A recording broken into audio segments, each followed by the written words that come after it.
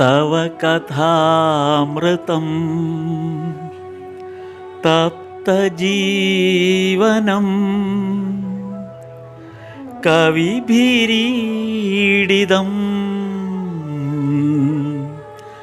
കൽമഷാപഹം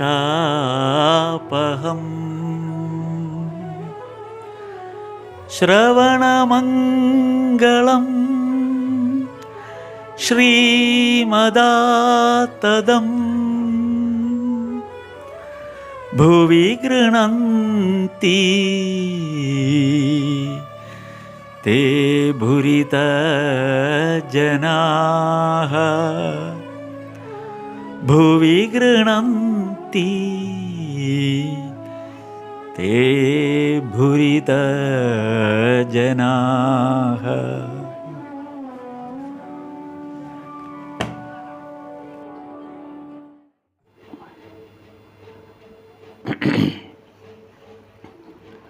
സ്തപകായ ച ധർമ്മസ്യ സർവധർമ്മസ്വരൂപിണേ അവതാരവരിഷ്ഠായ രാമകൃഷ്ണായ തേ നമഃ.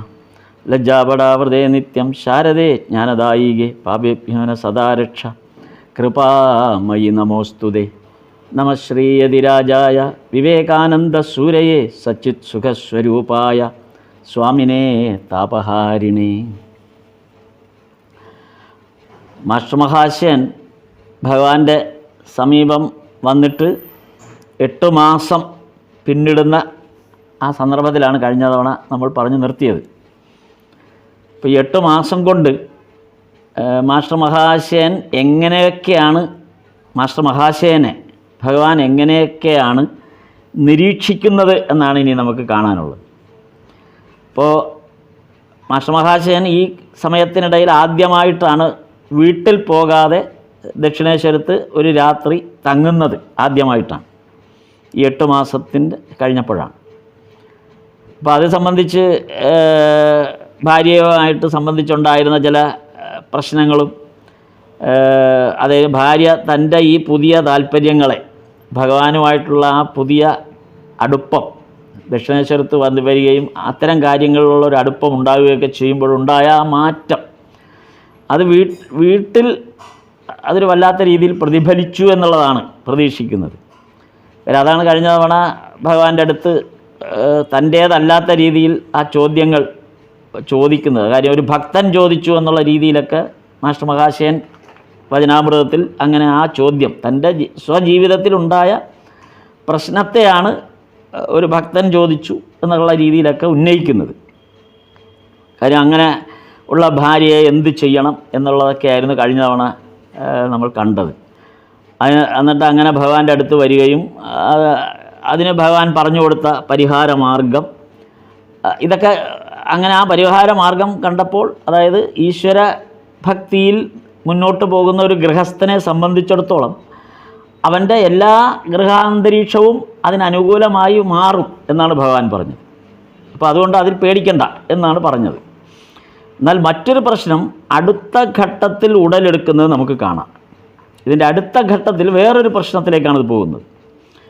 അതായത് കൽക്കത്തക്കാരിൽ ബ്രഹ്മസമാജത്തിൻ്റെ സ്വാധീനം എത്രമാത്രമാണെന്ന് നമ്മൾ ഇതിനകം കണ്ടതാണ്. അവിടെ ബ്രഹ്മസമാജമാണ് ഏറ്റവും ശക്തിയാർജിച്ച് നിൽക്കുന്ന ഒരു ആത്മീയ സംഘടന. മാത്രമല്ല കൽക്കട്ടയിലെ ഏറ്റവും പ്രഗത്ഭരായ ആളുകളെല്ലാം അതിൻ്റെ ഭാഗവുമാണ്. അപ്പോൾ അത് ബ്രഹ്മസമാജത്തിന് ഒട്ടും ചെറുതല്ലാത്ത വിധം, ഒട്ടും ചെറുതല്ല എന്നല്ല പറയേണ്ടത്, ശരിയായ ഒരു സ്വാധീനം യുവാക്കൾക്കിടയിൽ പോലും ഉണ്ടായ ഒരു കാര്യം നമ്മൾ ഇതിനകം കണ്ടതാണ്. അപ്പോൾ ശ്രീരാമകൃഷ്ണൻ്റെ അടുത്ത് വരുന്നവരെ സംബന്ധിച്ച് ഒരു ഗുരുവിൽ നിന്ന് എന്ന പോലെ ശ്രവിക്കുക എന്നതിൽ കവിഞ്ഞ് അതൊരു വലിയ ആത്മീയ സംഘടനയായിട്ടൊന്നും രൂപപ്പെടുന്ന ഒരു ലക്ഷണവും അന്നുണ്ടായിരുന്നില്ല. അതായത് 1881-82 കാലത്തെ കണക്കാണ്. 82 ഫെബ്രുവരി മുതലുള്ളതാണ് മാസ്റ്റർ മഹാശയൻ്റെ കുറിപ്പിൽ വരുന്നുള്ളൂ. അപ്പോൾ ആ സന്ദർഭത്തിൽ ഇത് ഭാവിയിൽ ഒരു വലിയ പ്രസ്ഥാനമായി മാറുമെന്നോ അല്ലെങ്കിൽ ഒരു ഭഗവാന്റെ ഒരു വലിയ മൂവ്മെൻറ്റ് ഇതിനകത്ത് ആധ്യാത്മിക രംഗത്ത് ഒരു വലിയ ശക്തി ആർജിച്ച് ഇത് മാത്രമായി മാറുക, അതായത് അതുവരെ കൽക്കട്ടയിലോ ബംഗാളിലോ ഒക്കെ ഉണ്ടായിരുന്ന മറ്റെല്ലാ മൂവ്മെൻറ്റുകളും നിശേഷം നിലയ്ക്കുകയും ഭഗവാന്റെ ഈ വചനാമൃതം മാത്രം നിലനിൽക്കുകയും ചെയ്യുന്ന പോലെ ഒരു അവസ്ഥ ഉണ്ടാകുമെന്ന് സ്വപ്നത്തിൽ പോലും ആരും വിചാരിക്കുന്നില്ല എന്ന്. കാര്യം ഈ നമ്മുടെ ബ്രഹ്മസമാജത്തെ സംബന്ധിച്ചിടത്തോളം അത് കൽക്കട്ടയിൽ മാത്രമല്ല, കൽക്കട്ടയാണ് അതിൻ്റെ കേന്ദ്രമെങ്കിലും അത് ഇന്ത്യയുടെ വിവിധ ഭാഗങ്ങളിൽ അതിന് ശക്തിയാർജിച്ച ഒരു ശൃംഖല തന്നെ ഉണ്ടായിരുന്നു. കേശവചന്ദ്ര സേനെ പോലുള്ള വളരെ വീര്യമുള്ള നേതാക്കൾ അതിൻ്റെ തലപ്പത്തുള്ളത് ഇന്ത്യ മുഴുവനും അതിൻ്റേതായ ഒരു സ്വാധീനം ഈ ബ്രഹ്മസമാജത്തിനുണ്ട്. പ്രത്യേകിച്ച് ടാഗോർ ഫാമിലിയിൽ നിന്നുള്ള അവരുടെ നേതൃത്വം ഒരു ഭാഗത്ത്, അങ്ങനെ ഒരു വിപുലമായത്. നമ്മുടെ ഇപ്പോൾ ഈ ദക്ഷിണേശ്വരത്ത് വരുന്ന എല്ലാവരും ബ്രഹ്മസമാജത്തിൻ്റെ ആളുകളാണ്. ഇപ്പോഴും ഈ വരുന്ന ഈ സന്ദർഭത്തിനും 1882 ആ കാലഘട്ടത്തിൽ പോലും അവരെല്ലാം ബ്രഹ്മസമാജത്തിൻ്റെ ആളുകളാണ്.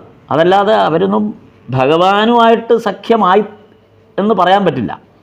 അപ്പോൾ അവർ മാഷമഹാശയൻ നിരീക്ഷിക്കുന്നത് ഇവിടെ വരുന്നവർ ഒരു ഗുരുവിൽ നിന്ന് കേൾക്കുന്ന കുറച്ച് നല്ല കാര്യങ്ങൾ കേൾക്കുന്നു, വ്യത്യസ്തമായ കാര്യങ്ങൾ കേൾക്കുന്നു, ഇതുവരെ കേൾക്കാത്ത തരത്തിലുള്ള ചില അതിനെക്കുറിച്ചൊക്കെ ഇനി പരാമർശം വരുന്നുണ്ട്. മാസ്റ്റർ മഹാശയൻ തന്നെ അത് അവതരിപ്പിക്കുന്നുണ്ട്. അപ്പം അങ്ങനെയുള്ളൊരു വ്യത്യസ്തമായ തലത്തിലേക്ക് ഉള്ള ഉപദേശങ്ങളും സംസാരങ്ങളും, അതുമാത്രമല്ല ബ്രഹ്മസമാജം പോലുള്ള ഒരു ഘടനയിൽ അത് പൂർണ്ണമായും ഒരു വൈദേശിക സ്വാധീനത്തിൽ വരുന്ന ആളുകളാണ് അതിനകത്തുള്ളത്. അത് ബൈബിളുമായിട്ട് വളരെ അടുത്ത് നിൽക്കുന്ന തരത്തിലാണ് അതിൻ്റെ പ്രവർത്തനങ്ങളെല്ലാം. സുവിശേഷ പ്രവർത്തനങ്ങളുടെ ഒരു ഘടനയിലാണ് ബ്രഹ്മസമാജത്തിൻ്റെ പ്രവർത്തനങ്ങൾ. അപ്പോൾ ആ തരത്തിൽ വരുമ്പോൾ അതൊരു വെസ്റ്റേണൈസ്ഡ് കൾച്ചറിൻ്റെ ഭാഗമായിട്ട് നിലനിൽക്കുന്നതാണ്. പക്ഷെ ഇവിടെ ഭഗവാന്റെ അടുത്ത് വന്നിരിക്കുമ്പോൾ പൂർണ്ണമായും ഒരു ഭാരതീയ അല്ലെങ്കിൽ ഒരു ഭാരതത്തിൻ്റെ ആ ഒരു ഭാരതീയമായൊരു കാഴ്ചപ്പാടിലുള്ള ഒരു നാടൻ രീതി എന്നൊക്കെ നമുക്ക് പറയാം. ഒരു തനി നാടൻ, അതാണ് അവിടെ സംഭവിക്കുന്നത്. സംസാരിക്കുന്ന വിഷയമൊക്കെ തന്നെ വളരെ ലളിതമായ, അത്ര വലിയ ആധ്യാത്മികതയൊന്നും തോന്നിപ്പിക്കാത്ത തരത്തിൽ ഉപയോഗിക്കുന്ന ഭാഷയെല്ലാം തനി ബംഗാളിൻ്റെ ഏറ്റവും ഗ്രാമീണ ഭാഷയിൽ, ഉദാഹരണങ്ങളെല്ലാം ഗ്രാമീണ ഉദാഹരണങ്ങൾ. ഇപ്പോൾ മീൻ വെക്കുന്നതും മീൻ പിടിക്കുന്നതും ഇതൊക്കെയാണ് പ്രധാന വിഷയങ്ങളായിട്ട് ഉദാഹരണങ്ങളായിട്ട് ഭഗവാൻ പറയുന്നത്. അതേസമയം ബ്രഹ്മസമാജത്തിലെ സംസാരങ്ങൾ അങ്ങനെയൊന്നുമല്ല. അത് വളരെ ഉയർന്ന തലത്തിൽ, പ്രത്യേകിച്ച് ഇംഗ്ലീഷിൽ. അപ്പോൾ ഇംഗ്ലീഷ് സ്വാധീനമുള്ളവരാണ് അവിടെ നയിക്കുന്നവർ പോലും. അപ്പോൾ ആ തരത്തിൽ വലിയ ഒരു ഭാഷാ സ്വാധീനം അല്ലെങ്കിൽ കൾച്ചേർഡ് പീപ്പിൾ എന്നൊക്കെ പറയുന്ന ഒരു വലിയ വിഭാഗത്തിൻ്റെതാണ് ബ്രഹ്മസമാജം. ഇവിടെ വെറും തനി നാടൻ മട്ടിലുള്ള ചില പ്രയോഗങ്ങളും ഒക്കെ ആയിട്ട് ഒരു പൂജാരി, അത്രേ ഇവിടെ ആ പ്രകടനമേ ഇവിടെ കാണുന്നുള്ളൂ.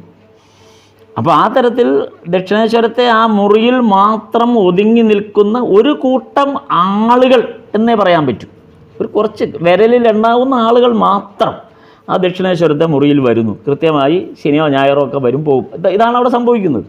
അപ്പം അതൊരു വലിയ മൂവ്മെൻ്റ് ആയിട്ടോ അല്ലെങ്കിൽ നാളെ ലോകം മുഴുവൻ കീഴടക്കുന്ന ഒരു ആധ്യാത്മിക ഇതായിട്ടോ ഒന്നും അന്നാരും അല്പം പോലും കരുതുന്നില്ല. മാസ്റ്റർ മഹാശയനെ തൊട്ടും കരുതുന്നില്ല. മാസ്റ്റർ മഹാശയനൊക്കെ അപ്പോഴും ബ്രഹ്മസമാജവുമായി തുലനം ചെയ്യാൻ തുലനം ചെയ്യാൻ പോലും പറ്റില്ല. ബ്രഹ്മസമാജമായിട്ട് ഇത് തുലനം ചെയ്യുക പോലും സാധ്യമല്ല. അത്രമാത്രം വളരെ കുറച്ചു പേരുടെ മാത്രം കാര്യങ്ങളാണ് ഇതിനകത്ത് വരുന്നത്. അതുകൊണ്ട് തന്നെ ദക്ഷിണേശ്വരത്ത് വരുന്നവർ ബ്രഹ്മസമാജത്തിൽ നിന്ന് വേറിട്ട് ഒരവസ്ഥയെക്കുറിച്ച് വിദൂരമായി പോലും കാഴ്ചപ്പാടുള്ളവരല്ല. ഈ വരുന്ന മാസ്റ്റർ മഹാശയനായാലും ശരി, നരേന്ദ്രനായാലും ശരി, മറ്റെല്ലാവരും അവരെ സംബന്ധിച്ച് ബ്രഹ്മസമാജം വിട്ടൊരു അങ്ങനെ ഒരു ചിന്ത അവരിൽ ആരിലുമില്ല. അവരൊക്കെ ബ്രഹ്മസമാജത്തിൻ്റെ ഭാഗമാണ്. അതിനാണ് ശക്തി. അല്ലെങ്കിൽ അതുമാത്രമാണ് ഒരു ഭാരതീയ ആധ്യാത്മികതയ്ക്കുടെ ഒരു പോംവഴി എന്ന് പറയുന്നത്. ബ്രഹ്മസമാജത്തിൻ്റെ കാഴ്ചപ്പാടുകൾ മാത്രമാണെന്ന് വിശ്വസിക്കുന്നൊരു വലിയ ജനസമൂഹം. അപ്പം അവർക്ക് മാധ്യമ സ്വാധീനമുണ്ട്. അന്നത്തെ പത്രങ്ങളെല്ലാം അവരുടേതാണ്. അല്ലെങ്കിൽ മറ്റു രീതിയിലുള്ള എല്ലാ പിൻബലവും അവർക്കുണ്ട്, ധനമുണ്ട്. അപ്പം ആ തരത്തിൽ അവരാണ് അതിൻ്റെ ഏറ്റവും വലിയ ശക്തി. അപ്പം അതുകൊണ്ട് തന്നെ ഇതിൽ നിന്ന് മാറി ഒരു പുതിയ അവസ്ഥയിലേക്ക് ബ്രഹ്മസമാജം പൂർണ്ണമായി ഒഴിവായി ഈ രംഗത്തേക്ക് വരുമെന്നൊന്നും, അല്ലെങ്കിൽ അങ്ങനെയൊന്നും ആരും ചിന്തിച്ചിട്ടല്ല. ഈ ശ്രീരാമകൃഷ്ണദേവൻ്റെ അടുത്ത് ആ മുറിയിൽ വരുന്ന കുറച്ച് പേർ കൂടി വന്ന ആ മുറിയിൽ ചുറ്റിയിരിക്കുന്ന കുറച്ച് പേരാണെന്ന് ആലോചിക്കണം. നമ്മളത് എത്ര നോക്കിയാലും ആ ആളുകളുടെ എണ്ണം എടുത്താൽ 10-15 പേരൊക്കെയാണ്, അത്ര തന്നെ ഇല്ല, 10 പേരിൽ താഴെ വരുന്ന ആൾക്കാർ മാത്രമാണ് സ്ഥിരം വരുന്നത്. അപ്പോൾ ബ്രഹ്മസമാജത്തെ ശ്രീരാമകൃഷ്ണനെയും പരസ്പരനും തുലനം ചെയ്യുന്ന ഈ ചിന്ത അത് നമുക്ക് ആലോചിക്കാൻ പോലും പറ്റില്ല. അങ്ങനൊരു സാഹചര്യമാണ്. അപ്പോൾ അങ്ങനൊരു സാഹചര്യമാണ് 8 മാസമായിട്ട് മാസ്റ്റർ നിരീക്ഷിക്കുന്നത്. അതാണ് മാസ്റ്റർ ഈ മേഖലയിൽ അല്ലെങ്കിൽ ഭഗവാനുമായിട്ട് അടുത്ത ശേഷം മാസ്റ്ററുടെ ഒരു നിരീക്ഷണം പോകുന്നത് ഈ ഒരു തലത്തിൽ കൂടിയാണ്. ഒരു ഭാഗത്ത് ബ്രഹ്മസമാജവും ഇപ്പുറത്ത് ഭഗവാന്റെ ഉപദേശങ്ങൾ. ആ ഉപദേശങ്ങളിൽ പ്രധാനമായിട്ടും ഇവർ ഫോക്കസ് ചെയ്യുന്നത് നിരാകാരവും സാകാരവും തമ്മിലുള്ള ആ ഒരു തർക്ക വിഷയത്തിലാണ് ഇപ്പോഴും നിൽക്കുന്നത്. നിരാകാരമാണോ സാകാരമാണോ എന്നുള്ള തർക്ക വിഷയം അത് വരുന്നുണ്ട്, ആ ഒരു തർക്ക വിഷയത്തിലേക്ക് വീണ്ടും. അപ്പോൾ 1882 ഒക്ടോബർ 22 ഞായർ, അവിടെയാണ് ഇനിയിപ്പോൾ നമ്മൾ ആ ഒരു ദിവസത്തിലേക്ക് 8 മാസത്തെ പിന്നിട്ട് വരുമ്പോഴുള്ള ഒരു അവസ്ഥയാണ്. വചനാമൃതത്തിൽ 1882 ഒക്ടോബർ 22 എന്നുള്ള ആ തീയതി കുറിച്ചിട്ടുള്ള ഭാഗം. അപ്പോൾ കഴിഞ്ഞ നമ്മൾ കണ്ട ആ രംഗങ്ങൾക്ക് ശേഷം ഒരാഴ്ച പിന്നിട്ടപ്പോൾ, കഴിഞ്ഞ തവണ നമ്മൾ ഭഗവാൻ മാസ്റ്റർ മഹാശയൻ ഭഗവാന്റെ അടുത്ത് വന്നതും ഭാര്യ ഇങ്ങനെയാണെങ്കിൽ എന്ത് ചെയ്യുമെന്നൊക്കെ ആലോചിച്ചതും അങ്ങനെക്കുറിച്ച് സംസാരിച്ചതും ഒക്കെ ഉണ്ടായ അത് കഴിഞ്ഞിട്ട് ഒരാഴ്ച പിന്നിട്ടപ്പോൾ വീണ്ടും മാസ്റ്റർ മഹാശയൻ ദക്ഷിണേശ്വരത്ത് പതിവ് പോലെ വരികയാണ്. ബ്രഹ്മസമാജത്തിലൊന്നും പോകണ്ട എന്ന് ശ്രീരാമകൃഷ്ണദേവൻ്റെ നിർദ്ദേശം മാസ്റ്റർക്ക് ലഭിക്കുന്നത് ഇവിടെയാണ്. ഈ 1882 ഒക്ടോബർ 22 ഞായറാഴ്ച ഇവിടെ വന്നപ്പോൾ ഭഗവാൻ പൂർണ്ണമായിട്ടും വളരെ ശക്തമായിട്ടും തന്നെ മാസ്റ്റർ മഹാശയനോട് ഉപദേശിച്ചു, ഇനി ബ്രഹ്മസമാജത്തിൽ പോകരുത് എന്ന്. ഒരുപക്ഷെ മാസ്റ്റർ മഹാശയനോട് മാത്രമാണ് അങ്ങനെ വളരെ ഉറപ്പിച്ച് ഭഗവാൻ പറഞ്ഞത്. മറ്റുള്ളവരോടൊന്നും അങ്ങനെ ഒരിക്കലും പറഞ്ഞിട്ടില്ല. കാരണം അതിനുള്ള സമയമായിട്ടില്ല. നമുക്കറിയാം ഭഗവാൻ ബ്രഹ്മസമാജംകാരുടെ അടുത്തേക്കാണ് ഇനി പോകുന്നത്. ഇനി വരുന്ന ഭാഗങ്ങളിലെല്ലാം അത് വളരെ വ്യക്തമായിട്ട് കാണാം. ബ്രഹ്മസമാജത്തിലേക്കാണ് പോകുന്നത്. അതിൻ്റെ ആദ്യത്തെ കണ്ണി എന്നുള്ള നിലയിൽ അവരുടെ ഏറ്റവും വലിയ നേതാവിനെ ആദ്യമേ കയ്യിലെടുത്തു. കേശവചന്ദ്രസേനെ ആദ്യമേ ഭഗവാൻ കയ്യിലെടുത്തു കഴിഞ്ഞു. അപ്പോൾ ഇനിയുള്ളത് ആ ബ്രഹ്മസമാജത്തെ ഒന്ന് കലക്കി തെളിച്ചെടുക്കുക എന്നുള്ളതാണ്. പക്ഷെ അത് വളരെ ഒരു സ്ലോ പ്രോസസ്സിന് പറ്റുള്ളൂ എന്ന് ഭഗവാൻ അറിയാം. എടുത്തു ആടി പറഞ്ഞു കഴിഞ്ഞാൽ അത് അബദ്ധമാവും. പക്ഷേ തൻ്റെ ആ വചനാമൃത മൊഴികൾ എഴുതാനുള്ള ഭാവിയിൽ അതെല്ലാം എഴുതാൻ റെക്കോർഡ് ചെയ്യാനുള്ള ആളെന്നുള്ള നിലയിൽ ഭഗവാൻ മുൻകൂട്ടി കണ്ട മാസ്റ്റർ മഹാശയനെ അറിയില്ല, ഭഗവാൻ അറിയാം. ആ ആളോട് ഇനി ആ ആൾ ബ്രഹ്മസമാജത്തിൽ പോയി കൺഫ്യൂഷൻ ഉണ്ടാക്കരുതെന്ന് ഭഗവാന് നന്നായിട്ടറിയാം. അതുകൊണ്ട് തീർച്ചയായിട്ടും പറഞ്ഞു, ഇനി ബ്രഹ്മസമാജത്തിൽ നീ ഒരിക്കലും പോകരുത് എന്ന് തന്നെ പറഞ്ഞു. ഒരുപക്ഷെ എനിക്ക് തോന്നുന്നു ഭഗവാന്റെ ഒരു ടെസ്റ്റ് ഡോസ് ആയിരിക്കും അത്. കാര്യം ഇങ്ങനെ ഒരാളോടൊന്ന് പറഞ്ഞാൽ ഉണ്ടാകാവുന്ന കാര്യങ്ങൾ എന്തൊക്കെയാണ്, അത് ഒരു ടെസ്റ്റ് ഡോസ് കൊടുത്തു നോക്കിയതാണ്. കാര്യം നരേന്ദ്രനോടൊന്നും ഇപ്പോൾ അത് പറയാൻ പറ്റില്ല, അവരൊക്കെ അത് പ്രശ്നമായിപ്പോൾ. ചെറുപ്പക്കാരോടൊന്നും ഇപ്പോൾ ഇത് പറയാൻ പറ്റില്ല. ഉള്ളതിൽ ഇത്തിരി മൂപ്പുള്ളത് മാസ്റ്റർ മഹാശയനാണ് ആ കൂട്ടത്തിൽ ചെറുപ്പക്കാരൻ. അതുകൊണ്ടാണ് ഒരു ടെസ്റ്റ് ഡോസിന് ഒരാൾക്കൊന്ന് ഇട്ട് കൊടുത്തത്, എങ്ങനെ ഇരിക്കുമെന്നൊന്ന് അറിയാമല്ലോ എന്ന്. അപ്പോൾ മാസ്റ്റർ അത് രസകരമായിട്ടാണ് ഇതെങ്ങനെയാണ് ഭഗവാൻ ഇത് മാസ്റ്റർ മഹാശയനടുത്ത് പോകരുത് എന്ന് അവതരിപ്പിക്കുന്ന ഒരു രംഗമുണ്ട്. വളരെ എന്താണ് അതിനെ പറയാൻ, ഒരു സൈക്കോളജിക്കൽ മൂവ്മെൻ്റാണ് ഭഗവാൻ നടത്തുന്നത്. നമുക്കിവിടെ കാണാം വളരെ ശ്രദ്ധാപൂർവം ഒരു സൈക്കോളജിക്കൽ മൂവ്മെൻറ്റ്. അതായത് ഭഗവാൻ മാസ്റ്ററോട് നവരാത്രിക്ക് അവധി ഉണ്ടോ എന്നൊരു ചോദ്യം ചോദിക്കുന്നു. ഈ ഭാഗത്ത് ഭഗവാൻ ചോദിക്കുന്നതാണ്, ഈ നവരാത്രി സമയമാണത്. അപ്പോൾ ഭഗവാൻ ചോദിച്ചു, മാസ്റ്റർ മഹാശയനോട് ചോദിച്ചു, നവരാത്രിക്ക് അവധിയുണ്ടോ? അപ്പോൾ മാസ്റ്റർ പറഞ്ഞു, അതെ അവധിയുണ്ട്, ഞാൻ കേശവചന്ദ്രസേൻ്റെ വീട്ടിലാണ് പോയത്. ഇപ്പോൾ കണ്ടില്ലേ, ആ ബ്രഹ്മസമാജത്തിൻ്റെ കണക്ഷൻ ഭയങ്കര ശക്തമായിട്ട് നിൽക്കുകയാണ്.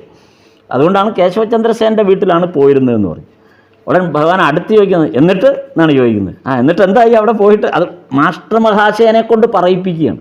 കാര്യം ഈ മാസ്റ്റർ മഹാശയൻ്റെ മഹേന്ദ്രനാഥ ഗുപ്തയുടെ മനസ്സ് എങ്ങനെ നിൽക്കുന്നു എന്ന് മഹേന്ദ്രനാഥ ഗുപ്തയിലൂടെ മനസ്സിലാക്കുകയാണ്, അല്ലെങ്കിൽ അത് പുറത്തെടുക്കുകയാണ്. ആ മനോഭാവത്തെ പുറത്തെടുക്കുന്ന ഒരു രീതിയാണ്. അപ്പോൾ അതുകൊണ്ടാണ് ഭഗവാൻ ചോദിച്ചത്, എന്നിട്ട് എന്തായി എന്ന് ചോദിച്ചത്. അപ്പോൾ മാസ്റ്റർ എന്ത് ചെയ്തു? മാസ്റ്റർ മഹാശയൻ ദുർഗാപൂജയെക്കുറിച്ചുള്ളൊരു വ്യാഖ്യാനം കേട്ട കാര്യം പറഞ്ഞു. അതായത് കേശവചന്ദ്രസേനൻ അവതരിപ്പിച്ചതാണത്. അദ്ദേഹത്തിൻ്റെ വീട്ടിൽ നവരാത്രി പൂജയ്ക്ക് കേശവചന്ദ്രസേനൻ നടത്തിയ ഒരു പ്രസംഗം, അത് ഈ ദുർഗാപൂജയെക്കുറിച്ച് കേശവചന്ദ്രസേനൻ നടത്തിയൊരു പ്രസംഗം. അപ്പോൾ ശ്രീരാമകൃഷ്ണദേവൻ പറഞ്ഞു, എന്നാൽ കേൾക്കട്ടെ, എന്താണ് നീ കേട്ടത് എന്താണെന്നൊന്ന് കേൾക്കട്ടെ എന്ന് പറയാൻ പറഞ്ഞു. അപ്പോൾ മാസ്റ്റർ ഇവിടെ വച്ചാണ് ആഴത്തിൽ പരിശോധിച്ചുകൊണ്ടിരിക്കുകയാണ്. മാസ്റ്ററിൽ നിന്ന് തന്നെ ആ മനോഭാവം പുറത്തു കൊണ്ടുവരണം. എങ്ങനെയാണ് ഇയാൾ ഇപ്പോഴും ആ ബ്രഹ്മസമാജത്തോട് ഒട്ടി നിൽക്കുന്നത് എന്നുള്ളത് ഇയാളിൽ നിന്ന് പുറത്തു കൊണ്ടുവരണം. എന്നിട്ട് വേണം ഇയാളെ പിടിക്കാൻ. എന്നിട്ട് കേശവചന്ദ്രസേനൻ്റെ അടുത്ത് നിന്ന് എന്ത് പഠിച്ചു എന്നതൊക്കെയുള്ള മുഴുവൻ വിവരണവും ഭഗവാൻ സശ്രദ്ധം ഇങ്ങനെ കേട്ടുകൊണ്ട്, ഒരു അക്ഷരം പറയാതെ മുഴുവൻ കേട്ടുകൊണ്ടിരുന്നു. അപ്പോൾ ഈ മാസ്റ്റർ മഹാശയൻ്റെ ഒരു പ്രത്യേകത നമ്മൾ ആദ്യം മുതലേ കേട്ട്, എന്തെങ്കിലും ഒന്ന് പറയാൻ പറഞ്ഞാൽ അദ്ദേഹം അതങ്ങ് പിന്നെ അങ്ങ് പറഞ്ഞ് കയറും. കാരണം അദ്ദേഹത്തിൻ്റെ ഉള്ളിൽ ഇപ്പോഴും അദ്ദേഹം ഒരു ഈ അഹംഭാവത്തിന് കൊട്ടൊക്കെ കിട്ടിയെങ്കിലും പൂർണ്ണമായും ആ വേര് പോയിട്ടില്ല അതിനകത്തുനിന്ന്. അതുകൊണ്ട് ഭഗവാൻ ചോദിക്കുന്ന എന്തെങ്കിലും കാര്യങ്ങൾ ചോദിച്ചാൽ പറഞ്ഞ് അങ്ങ് മുകളിലോട്ട് കയറും. അപ്പോൾ അത് ഭഗവാൻ രസകരമായി അതിനുള്ള വളം വെച്ച് കൊടുക്കുകയാണ്.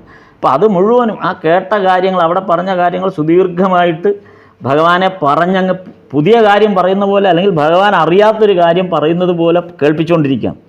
അങ്ങനെ ആവേശപൂർവ്വമാണ് മാസ്റ്റർ, അങ്ങനെ ആവേശം മൂർധന്യത്തിലെത്തിയിരിക്കുകയാണ്. അപ്പോൾ എന്നിട്ട് പറയുന്നതാണ്, ഭഗവാൻ അറിയാത്ത പോലെയാണ്, ഭഗവാൻ ഇതൊന്നും അറിയാൻ സാധ്യതയില്ല എന്നുള്ള മട്ടിലാണ് മാസ്റ്റർ മഹാശയൻ പറയുന്നതാണ്. ലക്ഷ്മി എന്ന് പറഞ്ഞാൽ എന്താണ്, സരസ്വതി എന്ന് പറഞ്ഞാൽ എന്താണ്, സുബ്രഹ്മണ്യൻ എന്ന് പറഞ്ഞാൽ എന്താണ്, ഗണപതി എന്ന് പറഞ്ഞാൽ എന്താണ്, അങ്ങനെ പഠിപ്പിച്ചു കൊടുക്കുക മാസ്റ്റർ ഭഗവാനെ. ഇത് മുഴുവൻ കേശവചന്ദ്രസേനൻ്റെ പ്രസംഗമാണ്. അങ്ങനെ സുദീർഘ വിവരണം കൊടുത്തുകൊണ്ടിരിക്കുക. ഭഗവാൻ ഇത്രയും അങ്ങ് ഹൈ പിച്ചിൽ മാസ്റ്റർ മഹാശയൻ എത്തിയപ്പോൾ ഭഗവാൻ ഒരൊറ്റ ഷോക്കാണ് കൊടുക്കുന്നത്, നീ ഇനി അവിടെ പോകണ്ട. മാസ്റ്റർ മഹാശയൻ വല്ലാതായി പോയി. മാസ്റ്റർ മഹാശയൻ ഇതങ്ങ് ഇത്രയും കേൾക്കുമ്പോൾ അങ്ങ് ഭഗവാൻ അതിനെക്കുറിച്ച് കേട്ടങ്ങ് തൻ്റെ ആ വിവരം കേട്ട് ഒറ്റ അടിയാണ് കൊടുത്തത്. നീ അവിടെ ഇനി അവിടെയും ഇവിടെയൊന്നും ഇനി നീ പോവരുത്, ഒറ്റ അടിയാണ്. അതോടുകൂടി മാസ്റ്റർ മഹാശയൻ വല്ലാതായിപ്പോയി. എന്നിട്ട് പറഞ്ഞു, ഇനി ഇവിടെ വന്നാൽ മതി, ഇനി ഇവിടെ വേറെ ഒരിടം പോകണ്ട, ഇവിടെ വന്നാൽ മതി, എൻ്റെ അന്തരംഗ ശിഷ്യന്മാർ ഇവിടെ തന്നെ വരും എന്നാണ് അവിടെ പറഞ്ഞത്. അങ്ങനെയാണ് പറഞ്ഞത്. നോക്കൂ, ഭഗവാന്റെ അന്തരംഗ ശിഷ്യന്മാർ എന്നുള്ള സങ്കല്പമൊന്നും ഈ 1882 ഈ പറഞ്ഞ തീയതിയിലൊന്നും സംഭവിച്ചിട്ടില്ല. കാര്യം അങ്ങനെ ഒരു കോൺസെപ്റ്റേ അവിടെ ഉണ്ടായിട്ടില്ല. കാര്യം ഇത് സംസാരിക്കുന്നത് 1882 ഒക്ടോബർ 22-നാണ്. അപ്പോൾ അന്തരംഗ ശിഷ്യന്മാരെന്ന് പറയുന്നൊരു കോൺസെപ്റ്റ് അവിടെ വന്നിട്ട് പോലുമില്ല. കാര്യം നരേന്ദ്രനൊന്നും വിട്ടുപോയിട്ടില്ല, വന്നിട്ടില്ലല്ലോ. അപ്പം ആ സമയത്താണ് ഭഗവാന്റെ ഉള്ളിൽ നിന്ന് ആദ്യത്തെ വാക്ക് കടന്നു വരുന്നത്, അന്തരംഗ ശിഷ്യ. അപ്പം ഭഗവാൻ നിശ്ചയിച്ചു കഴിഞ്ഞു ഇതിൽ ആരൊക്കെയാണ് അന്തരംഗർ, ആരൊക്കെയാണ് ബഹിർരംഗർ എന്ന് ഭഗവാൻ നിശ്ചയിച്ചു കഴിഞ്ഞു. പിന്നീട് ഇത് ഉറപ്പിക്കുന്നത് കാസിപ്പൂർ ഗാർഡനിൽ വെച്ചാണ്. അവിടെ വെച്ചാണ് അന്തരംഗരെയും ശിഷ്യന്മാരെയും ബഹിർരംഗരെയും കുറിച്ചുള്ള ആ വിവേചിച്ച് ലിസ്റ്റ് പോലും ഭഗവാൻ പറയുന്നത്. അപ്പോൾ ഇനിയും ഒരു 86 എത്തണം. ഇവിടെ 82 ആയിട്ടേ ഉള്ളൂ. ഇപ്പോൾ 86-ൽ കാസിപ്പൂരിൽ വെച്ച് പറയാൻ പോകുന്ന ഒരു കാര്യത്തിൻ്റെ ആദ്യ പടി എന്നുള്ള നിലയിൽ മാസ്റ്ററോട് മാത്രമായിട്ട് ഭഗവാൻ പറയുന്നതാണിത്. എൻ്റെ അന്തരംഗ ശിഷ്യന്മാർ ഇവിടെ വരും, ഇവിടെ തന്നെ വരും. അവർ സാധാരണക്കാരല്ല. അതാണ് അവൻ, അവർ സാധാരണക്കാരല്ല. പിന്നെയോ, എന്നിട്ട് ഈ ഘട്ടത്തിൽ നരേന്ദ്രൻ ഉൾപ്പെടെയുള്ളവർ അവിടേക്ക് വരുമെന്ന് ഉറപ്പായിട്ടില്ല. അപ്പോൾ ഇങ്ങനെയുള്ള ഒരു കോൺസെപ്റ്റിലേക്ക് മാസ്റ്റർ മഹാശയൻ്റെ ചിന്തയെ കൊണ്ടുവരികയാണ്. ഇതാരാണെന്നും പറഞ്ഞിട്ടില്ല, ഈ അന്തരംഗ ശിഷ്യന്മാർ ആരാണെന്നൊന്നും ഈ സന്ദർഭത്തിൽ പറഞ്ഞിട്ടില്ല. അങ്ങനെയുള്ള അന്തരംഗ ശിഷ്യർ വരും എന്ന് മാത്രമാണ് പറഞ്ഞത്, ആരാണെന്നൊന്നും പറഞ്ഞിട്ടില്ല. അടുത്തത് മാസ്റ്ററിൽ കഴിഞ്ഞ 8 മാസം കൊണ്ടുണ്ടായ പുരോഗതി ഭഗവാൻ പരിശോധിക്കുകയാണ്. ഇനി അപ്പം ആദ്യം ഇത് പറഞ്ഞങ്ങ് നിർത്തി. ഇനി അടുത്ത് വരുന്നത് ഈ കഴിഞ്ഞ 8 മാസം കൊണ്ട് ഇയാളിൽ എന്ത് പുരോഗതിയാണ് ഉണ്ടായത് എന്നുള്ളതാണ് അടുത്ത ഒരു പരിശോധന. ഇപ്പോൾ ശ്രീരാമകൃഷ്ണദേവൻ മാസ്റ്റർ മഹാശയനോട് പറയാണ്, ഈയിടെ നിൻ്റെ ഈശ്വരധ്യാനം എങ്ങനെ നടക്കുന്നു എന്ന് ചോദിച്ചു. നിനക്ക് സാകാരഭാവമാണോ അതോ നിരാകാരഭാവമാണോ സുഖമായി തോന്നുന്നത് എന്ന് മാസ്റ്റർ മഹാശയനോട് ഭഗവാൻ വീണ്ടും ചോദിക്കുകയാണ്.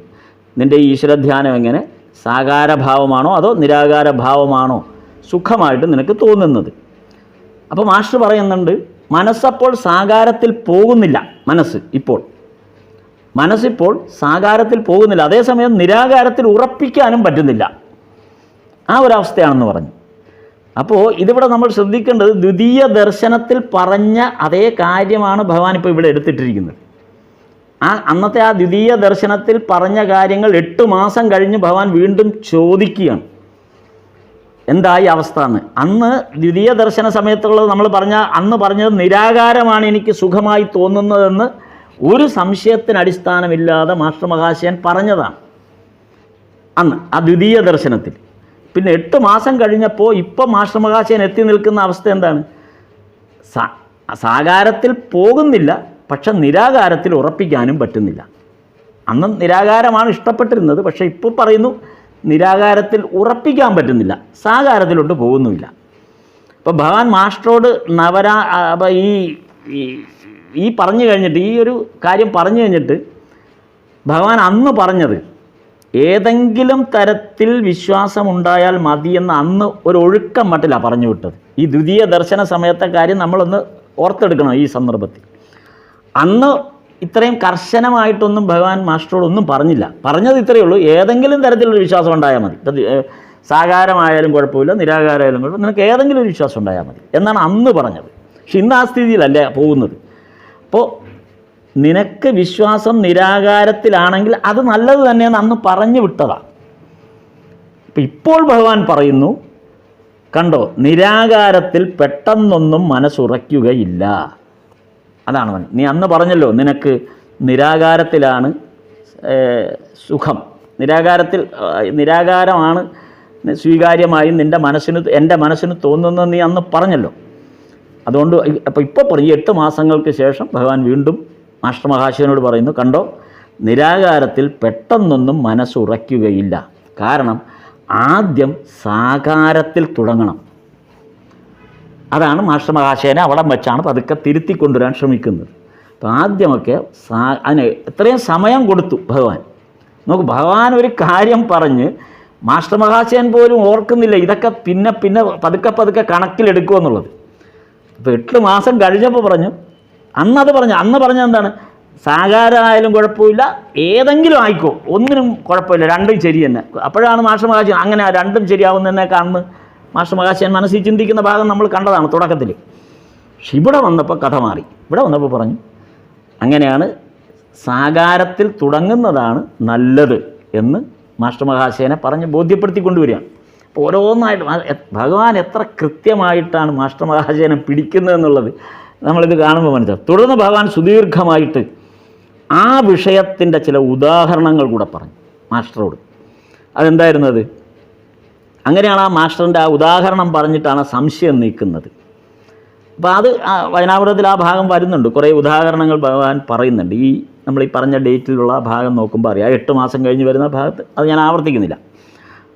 അടുത്തത് ഇത് കഴിയുമ്പോഴാണ് 5ാം ഭാഗം, 1ാം വോള്യത്തിൻ്റെ 5ാം ഭാഗം തുടങ്ങുന്നത്. ഈ ഒരു പോർഷൻ കഴിയുമ്പോൾ അടുത്തത് 1ാം വോള്യത്തിൽ 5ാം ഭാഗത്തിലേക്ക് എത്തുകയാണ്. അപ്പോൾ ശ്രീരാമകൃഷ്ണദേവനും കേശവചന്ദ്രസേനും ഒരുമിച്ചുള്ള ഒരു നൗകാവിഹാരം ഈ ഭാഗത്തിലെ ആദ്യ അധ്യായത്തിലാണ്. നൗകാവിഹാരം വരുന്നത് ഈ 5ാം ഭാഗത്തിലെ ആദ്യ അധ്യായത്തിലാണ്. അപ്പോൾ ഈ ഒരു മാസ്റ്ററെ തിരുത്തിക്കൊണ്ടുവന്ന് തൊട്ടടുത്ത് വരുന്ന നൗകാവിഹാര എന്ന അധ്യായത്തിന് വളരെ പ്രാധാന്യമുണ്ട് ഈ കാര്യത്തിൽ. കാരണം കേശവചന്ദ്രസേനെക്കുറിച്ചുള്ള ഭഗവാന്റെ അഭിപ്രായങ്ങളും അവർ പരസ്പരമുള്ള ബന്ധത്തിൻ്റെ പ്രത്യേകതകളൊക്കെ മാസ്റ്റർ ഇതിനകം മനസ്സിലാക്കി വെച്ചിട്ടുണ്ട്. തുടക്കം മുതലേ മാസ്റ്റർ അത് മനസ്സിലാക്കി വെച്ചിരുന്നു. കാര്യം കേശവചന്ദ്രസേനും ഭഗവാനും തമ്മിൽ എങ്ങനെയാണ്, അവരുടെ ആ ഒരു ബന്ധം എങ്ങനെയാണെന്നുള്ളത് മാസ്റ്റർ മനസ്സിലാക്കി. അത് നമ്മൾ കണ്ടതാണ്. എന്നാൽ ഇവർ പരസ്പരം നേരിൽ കാണുമ്പോൾ എന്തായിരിക്കും സ്ഥിതി എന്നറിയാൻ മാസ്റ്റർക്ക് വളരെ ഒരു ഔത്സുക്യമുണ്ടായി. കാര്യം രണ്ടുപേർക്കും തമ്മിലുള്ള ബന്ധം മാസ്റ്റർക്ക് അറിയാം. ഇവർ തമ്മിൽ നേരിട്ട് ഒരു ആധ്യാത്മിക ചർച്ച, ചൂടുപിടിച്ചൊരു ആധ്യാത്മിക ചർച്ചയുടെ, അതായത് ബ്രഹ്മസമാജത്തിൻ്റെ ഏറ്റവും വലിയ നേതാവും ശ്രീരാമകൃഷ്ണദേവനും തമ്മിലുള്ള ഒരു ആധ്യാത്മിക ചർച്ച വന്നാൽ എങ്ങനെ ഇരിക്കും എന്നറിയാൻ മാസ്റ്റർ മഹാശയന് ഭയങ്കര ഒരു താല്പര്യമുണ്ടാകും. അതുകൊണ്ടാണ് ഈ ഒക്ടോബർ 22 ശേഷം, ഒക്ടോബർ 22 തൊട്ട് മുമ്പ് മാസ്റ്റർ മഹാശയൻ ഞായറാഴ്ച, ശനി ഞായറുമാണ് വരാറുള്ളൂ. അപ്പോൾ കഴിഞ്ഞ ഞായറാഴ്ചയാണ്, അതായത് നമ്മൾ നേരത്തെ പറഞ്ഞ ഒക്ടോബർ 22 വന്ന മാസ്റ്റർ മഹാശയൻ സ്കൂൾ ഉണ്ടായിരുന്നിട്ട് പോലും അടുത്ത ശനിയാഴ്ച കാത്തു നിന്നില്ല. വെള്ളിയാഴ്ച ഒക്ടോബർ 27 വെള്ളിയാഴ്ച മാസ്റ്റർ വീണ്ടും എത്തുന്നത്. അതെങ്ങനെയാണ് എത്തുന്നത്? ഇത്തവണ മാസ്റ്റർ കൽക്കട്ടയിൽ നിന്ന് കേശവചന്ദ്രസേൻ്റെ കൂടെ ആ നൗകയിൽ കയറിയാണ് വന്നത്. ആ സ്റ്റീം ബോട്ടിൽ കയറി ഇങ്ങ് വരുമായിരുന്നു. അപ്പോൾ കൽക്കട്ടയിൽ നിന്നേ അങ്ങ് പോരുക നേരെ. അപ്പോൾ ഉള്ളിലുള്ള ആ ഒരു ലക്ഷ്യം എന്തെന്ന് വെച്ചാൽ, എങ്ങനെയാണ് ഈ കേശവചന്ദ്രസേനൻ ഈ ബോട്ടുമായിട്ട് അവിടെ ചെന്ന് ഭഗവാനെ കണ്ട് അവർ തമ്മിലുള്ള സംഭാഷണം, ആ ബന്ധം, അതിൻ്റെ ആ രീതികളൊക്കെ നേരിട്ടറിയുക എന്ന്. അത് ഈ ഭാഗത്ത് മാസ്റ്റർ മഹാശയൻ തൻ്റെ ഡയറി കുറിപ്പിൽ പിന്നീട് എഴുതുമ്പോൾ നമ്മളിത് ആലോചിക്കേണ്ടത് 20 വർഷങ്ങൾക്ക് ശേഷം എഴുതിയ ഡയറി കുറിപ്പുകളാണ്. ഇത് വിപുലപ്പെടുത്തിയ ഡയറി കുറിപ്പാണ്. അപ്പോൾ ആ 20 വർഷത്തിന് ശേഷം എഴുതുമ്പോൾ ഈ 20 ഭഗവാനും ആ ഭഗവാന്റെ മുഴുവൻ ലീലകൾ മനസ്സിലാക്കി, കേശവചന്ദ്രസേനൻ്റെ ജീവിതം മുഴുവൻ മനസ്സിലാക്കി, എല്ലാം കഴിഞ്ഞിട്ട് അതിനെ മുഴുവൻ കണക്കിലെടുത്തുകൊണ്ടാണ് വചനാമൃതത്തിൽ അത് എഴുതി ചേർക്കുന്നത്. അപ്പോൾ നമ്മൾ വായിക്കുമ്പോൾ അതിൻ്റെ ഒരു ഓർഡറിൽ വായിച്ചു പോകുന്നു എന്ന് മാത്രം. പക്ഷേ മാസ്റ്റർ മഹാശയൻ അത് എഴുതുന്നത് 20 വർഷത്തെ തൻ്റെ ആ പരിചയം വെച്ചിട്ടാണ്, ആ മേഖലയിലുള്ള തൻ്റെ പരിചയം വെച്ചിട്ടാണ് എഴുതുന്നത്. അപ്പോൾ അതുകൊണ്ടാണ് മാസ്റ്റർ മഹാശയൻ ഇങ്ങനെ എഴുതിയത്. ഇതുപോലെ സ്റ്റീം ബോട്ടിൽ കയറി അവിടെ വരുന്നതിന് ഭഗവാനെ കാണാനായിട്ട് കേശവചന്ദ്രസേനൻ വരുമ്പോൾ ബ്രഹ്മസമാജത്തിൻ്റെ നേതാക്കളോ അനുയായികളോ ഒക്കെ ആ കൂട്ടത്തിലുണ്ട്. ഇവരെല്ലാം കൂടെ സംഘം ചേർന്നാണ് വന്നിരിക്കുന്നത്. ആ കൂട്ടത്തിലാണ് മാസ്റ്റർ മഹാശയന് ഇത് കാണാനായിട്ട് വന്നത്. മാസ്റ്റർ മഹാശയൻ അവിടെ എഴുതിയിരിക്കുന്ന ഒരു വാക്ക് അത്യാർത്തി. ഇവർ തമ്മിലുള്ള കൂടിക്കാഴ്ച നേരിട്ട് കാണാനുള്ള അത്യാർത്തി എന്നാണ് നമ്മൾ ട്രാൻസ്ലേറ്റ് ചെയ്ത് തന്നിരിക്കുന്ന വാക്ക്, അത്യാർത്തി എന്നാണ്. അപ്പോൾ അത്രമാത്രം ഇതോടുകൂടിയാണ് മാസ്റ്റർ മഹാശയൻ വന്നിരിക്കുന്നത്. ഇവിടെയാണ് മാസ്റ്റർ മഹാശയനെ കടപുഴകി മാറുന്നതിൻ്റെ ഒരു സാഹചര്യത്തിലേക്കാണ് ഇത് എത്തുന്നത്. അപ്പോൾ മാസ്റ്റർ പ്രതീക്ഷിക്കാത്ത ചില കാഴ്ചകൾ കൂടെ കാണാൻ ഈ സന്ദർഭം അവസരമുണ്ടാക്കി. മാസ്റ്റർ മഹാശയൻ ഇത്രയേ ഉദ്ദേശിച്ചുള്ളൂ. ദക്ഷിണേശ്വരത്ത് ഈ സ്റ്റീം ബോട്ടിൽ ചെന്ന് ശ്രീരാമകൃഷ്ണദേവനെ കേശവചന്ദ്രസേനൻ കാണുന്നു, അല്ലെങ്കിൽ അത്രേ ഉദ്ദേശിക്കുന്നുള്ളൂ. പക്ഷെ അവിടെ ചിത്രം വേറെയാണ്. അത് കേശവചന്ദ്രസേനും അറിയുന്നില്ല, മാസ്റ്റർ മഹാശയനും അറിയുന്നില്ല. അവിടുത്തെ ചിത്രം എന്താണ്? ഇവർ കൽക്കട്ടയിൽ നിന്ന് ദക്ഷിണേശ്വരത്തേക്ക് വരുമ്പോൾ വിജയകൃഷ്ണ ഗോസ്വാമി ഭഗവാനോടൊപ്പം ദക്ഷിണേശ്വരത്ത് ഇരിക്കുകയാണ്. കേശവചന്ദ്രസേൻ്റെ മുഖ്യ എതിരാളി അവിടെ ഇരിക്കുകയാണ്. അപ്പോൾ ഒരിക്കലും കേശവചന്ദ്രസേനന് അപ്പോൾ ആ ദക്ഷിണേശ്വരത്തേക്ക് ചെല്ലാൻ പറ്റില്ല. കാര്യം മുഖ്യ എതിരാളി കേശവചന്ദ്രസേനും തൻ്റെ അനുയായികളുമാണ് ഈ ബോട്ടിലിരിക്കുന്നത്. അതുകൊണ്ടാണ് കേശവചന്ദ്രസേനൻ ബോട്ടിൽ നിന്ന് ഇറങ്ങാതെ വിജയകൃഷ്ണ ഗോസ്വാമി അവിടെ ഉണ്ട് എന്നുള്ള അറിവ് കിട്ടിയതിനെ തുടർന്ന് മാസ്റ്റർ മഹാശയൻ പോലും കൂടെ പോകുന്നില്ല. കുറച്ച് ആളുകളെ ദക്ഷിണേശ്വരത്തേക്ക് വിട്ടിട്ട് ഭഗവാൻ കേശവചന്ദ്രസേനൻ ബോട്ടിൽ കാത്തിരിക്കുന്നു, അങ്ങോട്ട് ചെല്ലണമെന്നാണ് പറഞ്ഞത്. നൗകയിലേക്കാണ് ക്ഷണിച്ചത്. നേരത്തെ കൊണ്ടല്ലോ നൗകായാത്രയ്ക്ക് കൊണ്ടുപോകാനുള്ളൊരു താല്പര്യം ഭഗവാൻ ഇഷ്ടമാണ് കേശവചന്ദ്രസേനൻ്റെ കൂടെ. കാര്യം വചനാമൃതം തുടങ്ങുമ്പോൾ തന്നെ അവരൊരു നൗകായാത്ര നടത്തിയതിൻ്റെ വിവരണം കുക്ക് സാഹിബിൻ്റെ കൂടെ നടത്തിയതിൻ്റെ ഒരു കഥ കഴിഞ്ഞിട്ടാണ് നമ്മൾ തുടങ്ങുന്നത് തന്നെ. അപ്പോൾ ഭഗവാൻ ഏറ്റവും ഇഷ്ടമാണ് കേശവചന്ദ്രസേനൻ്റെ കൂടെ ഈ സ്റ്റീം ബോട്ടിൽ യാത്ര ചെയ്യുന്നത്, വലിയ ഇഷ്ടമുള്ള കാര്യമാണ്. അതുകൊണ്ടാണ് അതുകൂടെ കണക്കിലെടുത്തത്. ഏതായാലും ആ ഭഗവാനെ സ്റ്റീം ബോട്ടിൽ സഞ്ചരിക്കാൻ, ആ നൗകയിൽ യാത്ര ചെയ്യിക്കാൻ വേണ്ടി തന്നെയാണ് കേശവചന്ദ്രസേനൻ താല്പര്യപ്പെട്ടത്. പക്ഷേ വിജയകൃഷ്ണ ഗോസ്വാമി അവിടെ ഉണ്ട് എന്നുള്ളൊരു ധാരണ കേശവചന്ദ്രസേനൻ ഉണ്ടായിരുന്നില്ല. പക്ഷെ അവിടെ ചെന്നപ്പോഴാണ് ആ കാര്യം അറിയുന്നത്. അതുകൊണ്ട് കേശവചന്ദ്രസേനൻ കുറച്ച് പേരെ അങ്ങോട്ട് അയക്കുകയാണ് ഭഗവാനോട് വരാൻ പറഞ്ഞിട്ട്. ഈ രണ്ടായി പിരിഞ്ഞ ബ്രഹ്മസമാജം ഗ്രൂപ്പുകൾ ഭഗവാന് മുന്നിൽ ഇവിടെ ഒന്നായി നിൽക്കാൻ പോവുകയാണ്. അതാണ് മാസ്റ്റർ മഹാശയൻ പ്രതീക്ഷിക്കാതിരുന്നൊരു കാഴ്ച ഇപ്പോൾ കാണാൻ പോകുന്നത്. മാസ്റ്റർ മഹാശയൻ ഉദ്ദേശിച്ചത് കേശവചന്ദ്രസേനുമായിട്ടുള്ള ബന്ധം കാണുക എന്നുള്ളതാണ്. പക്ഷേ ഇവിടെ സംഭവിച്ചതെന്താണ്? 2 പ്രബല ഗ്രൂപ്പുകളായി നിൽക്കുന്ന ബ്രഹ്മസമാജം, അതായത് വിജയകൃഷ്ണ ഗോസ്വാമി നേതൃത്വം നൽകുക, അല്ലെങ്കിൽ അവരുടെ ആ ഗ്രൂപ്പ് അതിൻ്റെ ഭാഗമായ സാധാരണ ബ്രഹ്മസമാജവും കേശവചന്ദ്രസേനൻ്റെ ബ്രഹ്മസമാജവും. അത് നവവിധാൻ എന്ന് പിന്നീട് പേരിലേക്ക് വരും. എന്തായാലും മറ്റൊരു ഗ്രൂപ്പ്. ഈ സന്ദർഭത്തിൽ കേശവചന്ദ്രസേനെ സംബന്ധിച്ചിടത്തോളം നവവിധാൻ രൂപീകരിച്ചിട്ടില്ല. നവവിധാൻ ബ്രഹ്മസമാജം എന്നുള്ള ഒരു ഘട്ടത്തിലേക്ക് വന്നിട്ടില്ല. കേശവചന്ദ്രസേനൻ ബ്രഹ്മസമാജത്തിൻ്റെ ഭാരതവർഷ ബ്രഹ്മസമാജം എന്നുള്ള നിലയിൽ തന്നെയാണ് നിൽക്കുന്നത്.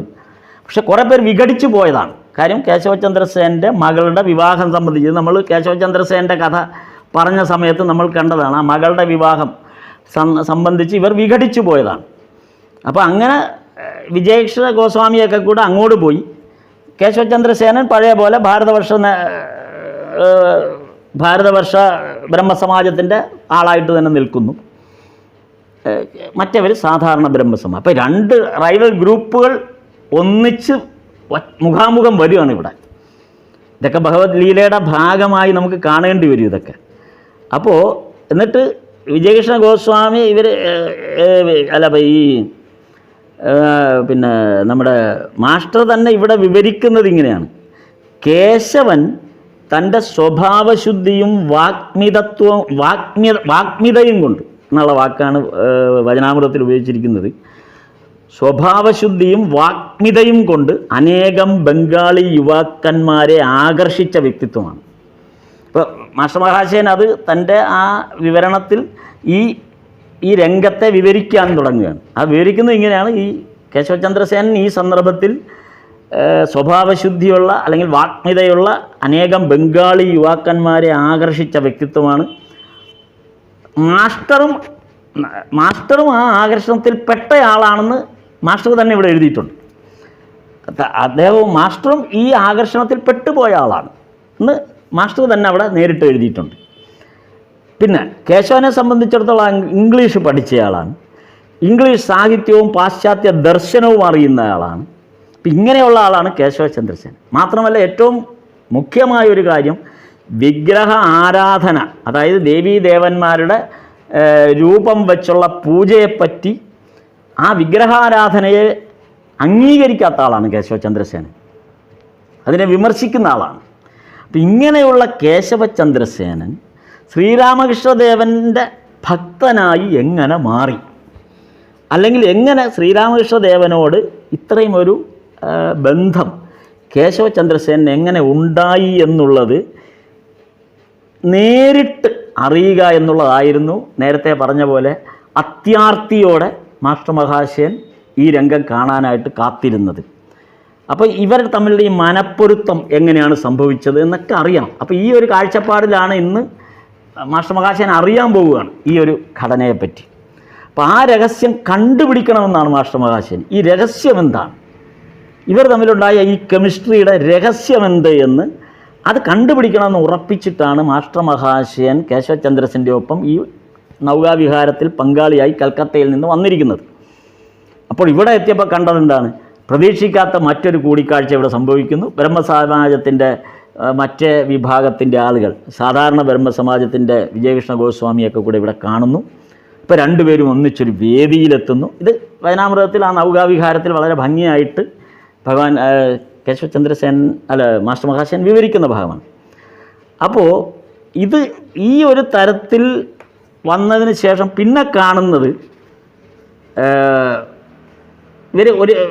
ഭഗവാൻ നേരെ നൗകയിലേക്ക് മറ്റൊരു കൊച്ചു വള്ളത്തിൽ വരുന്നു. കൂടെ നമ്മുടെ വിജയനുണ്ട്, വിജയകൃഷ്ണ ഗോസ്വാമിയുണ്ട്. അവരിങ്ങോട്ട് വന്നു ഇതിലേക്ക് ഈ പുതിയ വള്ളത്തിലേക്ക് ബോട്ടിലേക്ക് കയറുന്നു. അപ്പോൾ വചനാമൃതം എഴുതുന്ന സാഹചര്യത്തിൽ മാസ്റ്റർ മഹാശയൻ ഇവിടെ കൂട്ടിച്ചേർക്കുന്നൊരു കാര്യമുണ്ട്. അതായത് ഇവർ ഈ ബോട്ടിലേക്ക് വന്നു, ഒരു സമാധിയാവസ്ഥയിലേക്ക് കേശവചന്ദ്രസേനെ കാണുമ്പോൾ ഒരു സമാധിയാവസ്ഥയിലേക്ക്, അവിടെ വന്ന ഉടൻ തന്നെ സമാധിയാവസ്ഥയിലേക്ക് ഭഗവാൻ മാറുന്നുണ്ടായിട്ട് ഇതിൽ കുറിച്ചിട്ടുണ്ട്. അപ്പോൾ അവിടെ രണ്ട് കാര്യങ്ങളാണ് മാസ്റ്റർ ഇവിടെ വചനാമൃതം എഴുതിയപ്പോൾ മാസ്റ്റർ രണ്ട് കാര്യങ്ങളാണ് ഇവിടെ ശ്രദ്ധിച്ചത്, മാസ്റ്റർ ഇവിടെ സൂചിപ്പിച്ചത്. അതിൽ ഒന്ന്, എന്തുകൊണ്ടാണ് കേശവചന്ദ്രസേനെ കണ്ടപ്പോൾ ഭഗവാൻ സമാധിയാവസ്ഥയിലേക്ക് പോയത്? അതായിരുന്നു ഒരു കാര്യം. രണ്ടാമത്തെ കാര്യം, ഭഗവാൻ അവ്യക്ത സ്വരത്തിൽ പറഞ്ഞു അത്രേ എന്നാണ് പറയുന്നത്. അതായത് മറ്റാർക്കും അത് മനസ്സിലായി കാണാൻ സാധ്യതയില്ല. എന്നാൽ മാസ്റ്റർ മഹാശയൻ അത് നോട്ട് ചെയ്തു. പക്ഷെ മാസ്റ്റർ മഹാശയൻ അത് നോട്ട് ചെയ്തു എന്ന് പറയുമ്പോൾ നമ്മൾ ശ്രദ്ധിക്കേണ്ടത്, ഇത് മാസ്റ്റർ മഹാശയൻ ഇത് നോട്ട് ചെയ്ത കാര്യം 20 വർഷങ്ങൾക്ക് ശേഷം ഓർത്തെടുത്തിട്ടാണ് എഴുതുന്നത്. അങ്ങനെയാണ് തൻ്റെ സംശയങ്ങളെ എങ്ങനെ ദൂരീകരിക്കപ്പെട്ടു എന്ന് മാസ്റ്റർ 20 വർഷത്തിന് ശേഷം സ്വയം വിശകലനം ചെയ്താണ് ഇവിടെ എഴുതുന്നത്.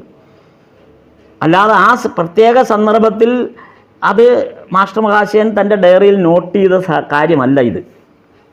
അതാണ് അതിൻ്റെ അടുത്ത വ്യത്യാസം. ഒറിജിനൽ ബംഗാളി അദ്ദേഹത്തിൻ്റെ നോട്ടിൽ ഈ ഒരു കാര്യമില്ല.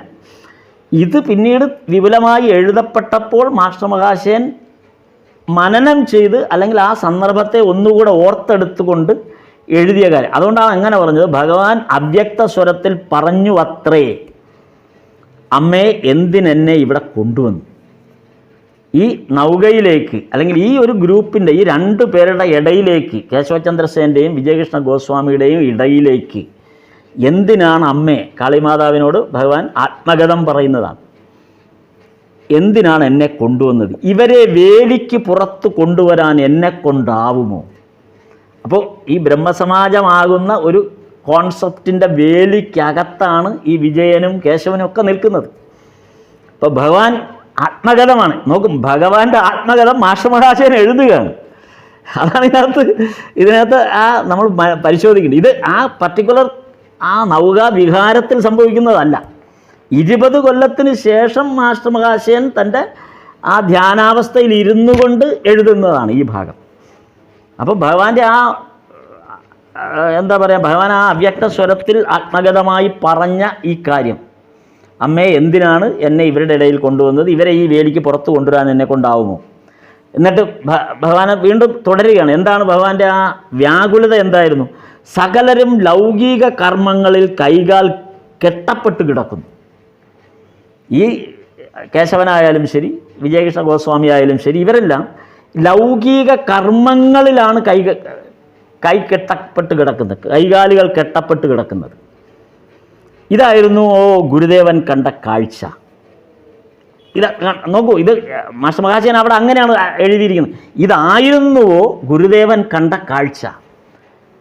തൻ്റെ ധ്യാനാവസ്ഥയിലിരുന്ന് മാസ്റ്റർ മഹാശയൻ സൃഷ്ടിച്ചെടുക്കുന്നതാണിത്. ഇതായിരുന്നോ ഗുരുദേവൻ കണ്ട കാഴ്ച എന്നുള്ളതാണ്. മാസ്റ്റർ പിന്നീടുള്ള ഈ രചനയിലായിരിക്കും ഇങ്ങനെ എഴുതി ചേർക്കാൻ ഒരു സാധ്യത ഉണ്ടായിരുന്നിരിക്കുക. അതുകൊണ്ടാണ് മാസ്റ്റർ ഈ ഭാഗത്ത് ഇങ്ങനെ എഴുതിയത്. എങ്ങനെ എഴുതിയത്? വീട്ടിലുള്ളവർ മാത്രമേ അവർക്ക് കാണാൻ കഴിയുന്നുള്ളൂ. ഭഗവാൻ ആത്മഗത, ഇതൊക്കെ ഭഗവാന്റെ ആത്മഗതമാണ്. അതായത് വീട്ടിലുള്ളവ മാത്രമേ, ഈ വരുന്ന ഈ ചുറ്റുപാടും നിൽക്കുന്ന ഈ ആളുകളെ സംബന്ധിച്ച് ഭഗവാന്റെ ആത്മഗതമാണ്. ഇവരുടെ ഇടയിൽ എന്തിനെന്നെ കൊണ്ടുവന്ന് നിർത്തി അമ്മേ എന്ന് ചോദിക്കുന്നതിനോടൊപ്പം ഭഗവാന്റെ ആത്മഗതമായി വരുന്ന കാര്യം, വീട്ടിലുള്ളവ മാത്രമേ അവർക്ക് കാണാൻ കഴിയുന്നുള്ളൂ. ജീവിത ലക്ഷ്യം വിഷയഭോഗവും അതിനു വേണ്ടിയുള്ള പ്രവൃത്തികളും മാത്രമാണെന്ന്. ഈ ജീവിത ലക്ഷ്യം ഈ വിഷയഭോഗവും അതിനു വേണ്ടി ഉള്ള പ്രവൃത്തികളും മാത്രമാണെന്ന്, കാമിനിയും കാഞ്ചനവും മാത്രമാണെന്ന് കരുതുകയും ചെയ്യുന്നു ഇവർ. അതുകൊണ്ടാണല്ലോ ഭഗവാൻ അമ്മേ എന്തിനെന്നെ ഇവിടെ കൊണ്ടുവന്നു, ഇവരെ വേലിക്ക് പുറത്ത് കൊണ്ടുവരാൻ എന്നെ കൊണ്ടാവുമോ എന്നിങ്ങനെ പറഞ്ഞത്. ചോദ്യചിഹ്നമാണ് അവിടെ, മാസ്റ്ററുടെ ചോദ്യചിഹ്നമാണത്. അതുകൊണ്ടായിരിക്കില്ലേ ഭഗവാൻ ഇങ്ങനൊരു ചോദ്യം തോന്നിയത്. നോക്കൂ, ഇത് ഭഗവാന്റെ ആത്മകഥമാണ്. ഇത് മനനം ചെയ്ത് ഈ ഒരു സാഹചര്യത്തെ മാസ്റ്റർ മഹാശയൻ അവതരിപ്പിക്കുകയാണ്. ഇപ്പോൾ ഭഗവാൻ എന്തുകൊണ്ടായിരിക്കാം അങ്ങനെ ചിന്തിച്ചത് എന്ന് മാസ്റ്റർ മഹാശയൻ കണ്ടെത്തുന്ന ഒരു കാരണമാണിത്. ഇപ്പോൾ ഈ തൊട്ട് പറഞ്ഞത്, വീട്ടിലുള്ളവ മാത്രമേ അവർക്ക് കാണാൻ കഴിയുന്നുള്ളൂ. കാമിനി കാഞ്ചനങ്ങൾ അവരുടെ പ്രവൃത്തികളും എല്ലാം കാമിനി കാഞ്ചനങ്ങളുമായി ബന്ധപ്പെട്ടതാണെന്നും ഒക്കെയുള്ള അങ്ങനെ കരുതുകയും ചെയ്യുന്നു. അതുകൊണ്ടാണല്ലോ ഭഗവാൻ ഇങ്ങനെ അമ്മേ ഇവരുടെ ഇടയിൽ എന്നെ കൊണ്ടുവന്നു എന്ന് ചോദിക്കാനുണ്ടായ കാരണം ഇതല്ലേ എന്ന് മാസ്റ്റർ മഹാശയൻ ഒരു ചോദ്യചിഹ്നം പോലെ അവിടെ എഴുതി ചേർക്കുകയാണ്. ഇത്രയും ഭാഗം പിന്നീടുള്ള തൻ്റെ രചനാവേളയിൽ മാസ്റ്റർ മഹാശയൻ കൂട്ടിച്ചേർത്തതാണ്. അപ്പോൾ ഭഗവാൻ ബോട്ടിൽ പ്രവേശിച്ച ശേഷം ഒരു ബ്രഹ്മഭക്തൻ പറയുന്നുണ്ട്. ഭഗവാൻ ബോട്ടിൽ പ്രവേശിച്ചു കഴിഞ്ഞപ്പോൾ ഒരു ബ്രഹ്മഭക്തൻ പറയുന്നതായിട്ട് അവിടെ പറയുന്നുണ്ട്. കാശീപുരത്തെ പവഹാരി ബാബയെ ഇവരിൽ ചിലർ കാണാൻ കഴിഞ്ഞു. കാശിപ്പൂരിലുണ്ടായിരുന്ന ഒരു പവഹാരി ബാബയെ ഈ ബ്രഹ്മസമാജത്തിൻ്റെ ആളുകൾ നേരത്തെ കണ്ടിരുന്നു. അപ്പോൾ ബാബയുടെ മുറിയിൽ അങ്ങയുടെ ഫോട്ടോ വെച്ചിട്ടുണ്ടെന്ന് പറഞ്ഞു. അപ്പോൾ ഭഗവാനെ കണ്ടപ്പോൾ ഈ ബ്രഹ്മസമാജത്തിലെ ഒരു ഭക്തനാണ് തൻ്റെ സംഭാഷണം തുടങ്ങുകയാണ്. ഈ നൗകാവിഹാരത്തിലേക്ക് പ്രവേശിക്കുമ്പോൾ ആളുകൾ ഓരോരോ അഭിപ്രായങ്ങൾ പറയുമല്ലോ. വലിയൊരു ഭക്തസംഘം ആ നൗകയ്ക്ക് ചുറ്റും കൂടി ആ അകത്ത് കൂടിയിരിക്കുകയാണ്. അപ്പോൾ അതിലൊരു ഭക്തനാണ്, ഒരു ബ്രഹ്മസമാജത്തിൻ്റെ ഒരു ആളാണ് ഭഗവാനോട് ചോദിച്ചത്, ഇങ്ങനെ കാശിപ്പൂരിലുള്ള പാവഹാരി ബാബയുടെ വീട്ടിൽ ചെന്നപ്പോൾ അവിടെ ശ്രീരാമകൃഷ്ണദേവൻ്റെ ഒരു ഫോട്ടോ അവിടെ വെച്ചിട്ടുണ്ട്. അപ്പോൾ ഭഗവാൻ പറയുന്ന ഒരു കാര്യമുണ്ട്, അത് ശരീരത്തിൻ്റെ ചിത്രമാണോ എന്ന്. അതൊരു ശരീരത്തിൻ്റെ ചിത്രമാണോ എന്ന്. ആ ചിത്രം എന്ന് പറയുന്നത് ഒരു ശരീരത്തിൻ്റെ ചിത്രമാണോ, നിങ്ങൾ അതെങ്ങനെയാണ് കണ്ടത്? ഭഗവാൻ അതാണ് ഭഗവാൻ ചോദിക്കുന്നത്. അതൊരു ശരീരത്തിൻ്റെ ചിത്രമാണോ നിങ്ങൾ കണ്ടത്? എങ്കിൽ അത് വെറും ഒരു തലയണയുറയാണ്. നിങ്ങൾ കണ്ടതൊരു ശരീരത്തിൻ്റെ ചിത്രമാണെങ്കിൽ അതൊരു തലയണയുറ മാത്രമാണ്. എന്നിട്ട് ഭഗവാൻ അവിടെ ക്ലാരിഫിക്കേഷൻ കൊടുക്കുന്നുണ്ട്. ദേഹത്തിൻ്റെ പടം വെച്ചതുകൊണ്ട് എന്താ കാര്യം? ദേഹത്തിൻ്റെ പടം വെച്ചതുകൊണ്ട് ഒരു കാര്യവുമില്ല. അന്തര്യാമിയായ ഈശ്വരനെയാണ് പൂജിക്കേണ്ടത്. ഇപ്പം എൻ്റെ പടം അവിടെ കൊണ്ട് വെച്ചു എന്ന് പറയുന്നതിൽ അർത്ഥമില്ല. ആ പടമാണ് നിങ്ങൾ കാണുന്നതെങ്കിൽ അതൊരു തലയുണയുറ പോലെ ഉള്ളൂ. ആ ദേഹത്തിൻ്റെ പടം വെച്ചിട്ട് ഒരു കാര്യവുമില്ല. അതിലുള്ള അന്തര്യാമിയായ ഈശ്വരനെയാണ് നിങ്ങൾ കാണുന്നതെങ്കിൽ ആ ഈശ്വരനെയാണ് പൂജിക്കേണ്ടത്, അല്ലാതെ ആ പടത്തിനെയല്ല പൂജിക്കേണ്ടത്. ഈ ഭാഗം ഭഗവാൻ കുറേ, അതായത് അത് നമ്മെപ്പോലുള്ള ഗൃഹസ്ഥാശ്രമികൾക്ക് കൂടെ ലഭ്യമാകുന്ന ഒരു ഉപദേശം എന്നുള്ള നിലയിൽ മാസ്റ്റർ മഹാശയൻ ഇവിടെ കുറേ കൂടെ വിപുലപ്പെടുത്തുന്നുണ്ട് ഈ ഒരു ഭാഗത്തെ. അതാണ് മാസ്റ്റർ മഹാശയൻ തൻ്റെ രചനകളിൽ ഉടനീളം വരും കാലത്തേക്ക് നമ്മുടെ ആ തലമുറകൾക്ക് പങ്കുവെക്കാവുന്ന വലിയൊരു ഉപദേശാമൃതം ഇതിനകത്തും മാസ്റ്റർ മഹാശയൻ കൂട്ടിച്ചേർക്കുന്നുണ്ട്. അപ്പോൾ അത് ഈ ഒരു ഭഗവാൻ പറഞ്ഞ ഈ ഒരു കാര്യത്തിൻ്റെ അടിവരയിട്ടുകൊണ്ട് മാസ്റ്റർ മഹാശയൻ പറയുന്ന ഒരു കാര്യം, ഈ പൂജാമുറിയിലൊക്കെ ചിത്രങ്ങൾ വെക്കും. അത് പൂജാമുറിയിൽ വെക്കുന്ന ചിത്രങ്ങൾ എന്ന് പറഞ്ഞത് അന്തര്യാമിയായ ഈശ്വരനെയാണ് നമ്മൾ സങ്കല്പിച്ചാണ് ഈ ചിത്രം വെക്കുന്നതെങ്കിൽ അതിന് പ്രയോജനമുണ്ട്. അല്ലെങ്കിലോ അത് വെറും ഒരു ഇൻറ്റീരിയർ ഡെക്കറേഷൻ മാത്രമായി മാറും. നമ്മുടെ പല പൂജാമുറികൾക്കും സംഭവിക്കുന്നത് അതൊരു ഇൻറ്റീരിയർ ഡെക്കറേഷനാണ്. നമുക്ക് കിട്ടാവുന്നിടത്തോളം പടങ്ങളും പലതരത്തിലുള്ള ചിത്രങ്ങളും കൊണ്ട് നമ്മൾ പൂജാമുറി അലങ്കരിക്കുകയാണ് ചെയ്യുന്നത്. ഇതാണ് മാസ്റ്റർ മഹാശയൻ സൂചിപ്പിക്കുന്ന ഒരു കാര്യം. ഭഗവാൻ പറഞ്ഞത് അത് ശരീരത്തിൻ്റെ ചിത്രമാണോ അല്ലെങ്കിൽ തലയുണയുറയാണോ, അതിൽ അങ്ങനെ ഒരു അർത്ഥത്തിൽ ആ ചിത്രത്തിന് പ്രസക്തിയില്ല. ശ്രീരാമകൃഷ്ണദേവൻ്റെ ചിത്രം നമ്മൾ ഈ കാലഘട്ടത്തിൽ ഇപ്പോഴും നമ്മൾ വെക്കുന്നുണ്ടല്ലോ. നമ്മുടെ പൂജാമുറിയിലും നമ്മുടെ എല്ലായിടത്തും നമ്മൾ ഭഗവാന്റെ പടം വെക്കുന്നു, അല്ലെങ്കിൽ ഒരുപാട് ഈശ്വരന്മാരുടെ പടം വെക്കുന്നു, വിവിധമായ ഈശ്വര രൂപങ്ങളുടെ ചിത്രം നമ്മൾ വെക്കുന്നു. അപ്പോൾ അങ്ങനെ വെക്കുന്നത് മാസ്റ്റർ മഹാശയൻ ഇവിടെ നമുക്ക് വേണ്ടി അവതരിപ്പിക്കുന്ന ഒരു വാദം, ഇതൊരു ഇൻറ്റീരിയർ ഡെക്കറേഷൻ്റെ ഭാഗമായിട്ടാണോ നമ്മൾ വെക്കുന്നത്, അതേ ഈശ്വരനായിട്ടാണോ വെക്കുന്നത്? ഇതാണ് മാസ്റ്റർ മഹാശയൻ ചോദിക്കുന്നത്. ഇത് നമ്മളെ ഒരു പുനർചിന്തയ്ക്ക് വഴിയൊരുക്കുകയാണ്. നമ്മൾ നമ്മുടെ വീട്ടിൽ നമ്മുടെ പൂജാമുറികൾ അലങ്കരിക്കുക, അല്ലെങ്കിൽ നമ്മുടെ വീടുകൾ അലങ്കരിക്കുമ്പോൾ അത് ഒരു ഇൻറ്റീരിയർ ഡെക്കറേഷൻ അലങ്കാരത്തിന് വേണ്ടി വെക്കുന്നതാണോ, അതോ യഥാർത്ഥത്തിൽ അന്തര്യാമിയായ ഈശ്വരനാണത് എന്ന പൂർണ്ണമായ വിശ്വാസത്തിലാണോ വെക്കുന്നത്? ഇതാണ് വചനാമൃത രചനയിൽ ഏറ്റവും മനോഹരമായ മുഹൂർത്തങ്ങളിൽ ഒന്ന്.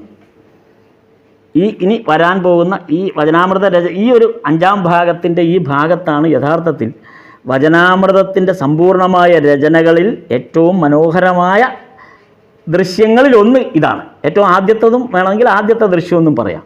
അതായത് വോള്യം 1 5-ാം ഭാഗം നൗകാവിഹാരം എന്നുള്ള ആ ഒരു അധ്യായത്തെക്കുറിച്ചാണ് പറയുന്നത്. എന്താണത്?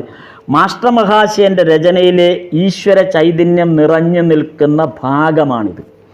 മാസ്റ്റർ തന്നെ അതിന് പറഞ്ഞ ഒരു വാക്കുണ്ട്, ആലങ്കാരികമായി മാസ്റ്റർ പറഞ്ഞതാണ്, വണ്ട് പൂവിലിരുന്ന് കഴിഞ്ഞാൽ എന്ന പോലെ എന്ന്. ഈ നൗകാവിഹാരത്തെക്കുറിച്ച് മാസ്റ്റർ മഹാശയൻ അടിവരയിട്ട് പറഞ്ഞ ഒരു ആലങ്കാരിക ഭാഷയുണ്ട്. അത് വചനാമൃതത്തിലുള്ള വാക്കാണ്. വണ്ട് പൂവിലിരുന്ന് കഴിഞ്ഞാൽ എന്ന പോലെ. എന്താണ് ഈ പ്രയോഗത്തിൻ്റെ സാങ്കത്യം? സഞ്ചരിക്കുന്ന സ്റ്റീമർ ബോട്ടിൻ്റെ ശബ്ദ കോലാഹലങ്ങളെല്ലാം നമ്മൾ കേൾക്കാതാവുന്നു. ഈ ഭാഗം വായിക്കുമ്പോൾ ആ സ്റ്റീമർ ബോട്ടിൽ ഇരിക്കുന്നവരാകട്ടെ വായിക്കുന്ന നമ്മളാകട്ടെ, ഇപ്പോൾ വായിക്കുന്ന നമ്മളാകട്ടെ, നമ്മൾ ശരിക്കും ആ നൗകയിലെ യാത്രാനുഭവം നമ്മൾ മനസ്സുകൊണ്ട് പങ്കിടുന്നുണ്ട്. ആ പങ്കിടുന്നതുകൊണ്ടാണല്ലോ അത് നമ്മുടെ മനസ്സിൽ വളരെ സജീവമായ പങ്കാളിത്തമായി നമ്മളൊരു നൊസ്റ്റാൾജിയ പോലെ മുൻകാലങ്ങളിൽ നമ്മൾ ആ കൂട്ടത്തിൽ സഞ്ചരിച്ചിരുന്നു എന്ന ബോധ്യം നമുക്കുണ്ടായിരുന്നത് കൊണ്ടാണ് ഇവിടെ നൗകാവിഹാരം ഒരിക്കൽ റീക്രിയേറ്റ് ചെയ്യപ്പെട്ടത് ഇല്ലേ? അവിടെ ആലപ്പുഴയിൽ അത് റീക്രിയേറ്റ് ചെയ്യപ്പെട്ടു. അത് ആ ഒരു അനുഭവതലം ഉണ്ടായിരുന്നത് കൊണ്ടാണ്. ഈ ഭാഗം വായിച്ച് നമ്മിലുണ്ടായിരുന്ന ഒരു അനുഭവ തലം മൂലമായിരിക്കണമല്ലോ ആ നൗകാവിഹാരത്തെ വീണ്ടും ഒന്ന് റീക്രിയേറ്റ് ചെയ്യാൻ തോന്നുകയും ആ ദിവസം അങ്ങനെ ഒരു പ്രോഗ്രാം സംഘടിപ്പിച്ചതും അതിൻ്റെ ഭാഗമായിട്ടാണ് നമുക്ക് കാണാം. ഞാൻ ആ സംഭവത്തെ ഒന്ന് ഓർത്തു എന്നുള്ളൂ ഈ സന്ദർഭത്തിൽ. അപ്പോൾ ഈ സഞ്ചരിക്കുന്ന അപ്പോൾ നമ്മളും ഇപ്പോൾ അതിനകത്തുണ്ട്, സ്വാഭാവികമായി അന്നത്തെ ആളുകളും എല്ലാം അവിടെ ഉണ്ട്. നമ്മൾ ഉൾപ്പെടെയാണ് ഇപ്പോൾ അതിനകത്തുള്ളത്. ആ ബോട്ടിൽ നമ്മൾ ഉൾപ്പെടെയാണുള്ളത്. അതാണ് ആ രചനയുടെ സൗന്ദര്യം വന്നതുകൊണ്ടാണ് അങ്ങനെ സംഭവിച്ചത്.